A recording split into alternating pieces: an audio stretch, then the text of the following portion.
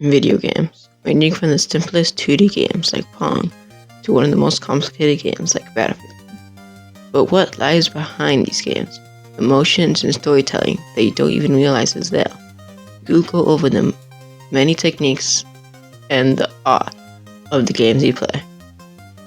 The art of storytelling. When you think of storytelling, you might think of a game's campaign, and that is the most obvious way game incorporate a story. But that does not mean the story is bad. Some well-known games which have a well-constructed and emotion-striking stories are BioShock, The Last of Us, Red Dead Redemption 2. But what makes these games have such an emotion-hitting story? The people who created Red Dead Redemption 2 and The Last of Us have aimed to connect you with the characters themselves. The Last of Us connects you with the main character before you do something bad to the main character themselves or someone who is close. They connected to the character. This triggers an emotion of sadness in The Last of Us and makes you want to stay longer to see what happens after that emotional event occurs. Red Dead Redemption 2 uses the same thing except it hits multiple emotions at once, creating an even better bond with the character, therefore keeping you on for longer. Storytelling can also be in the main game itself. Games like Undertale create the story that is the game itself. Many others have made story-driven games as well. Now hidden stories. The story of the game could be more hidden, but still strike emotion and connection across the characters. These stories can be hidden in dialogue across players or in hidden messages across assets in the game.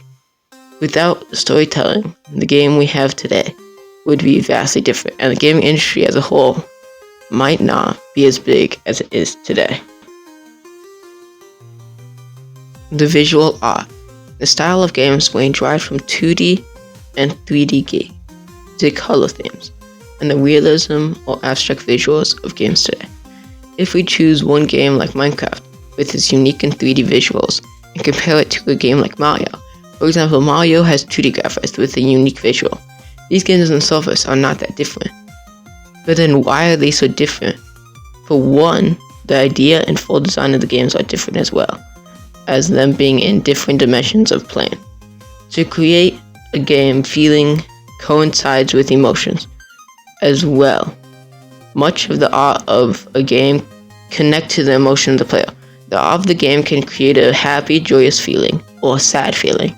The game can change these emotions by using color psychology, changing to warmer colors to illustrate happy or joyful times, and changing to colder colors during sad scenes.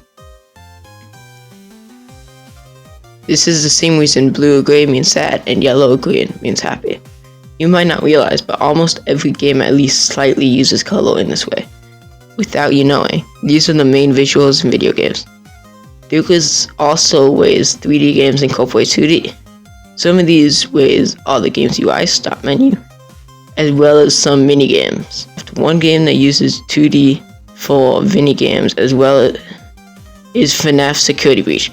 3D games can also look like 2D games, like Super Smash Bros., which only moves the camera in a 2D plane, as well as the characters.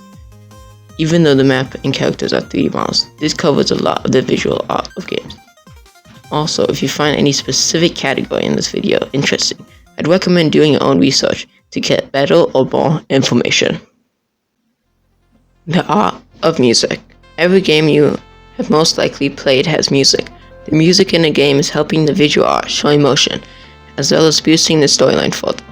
Music can emphasize sadness. When there was no music, there was something missing.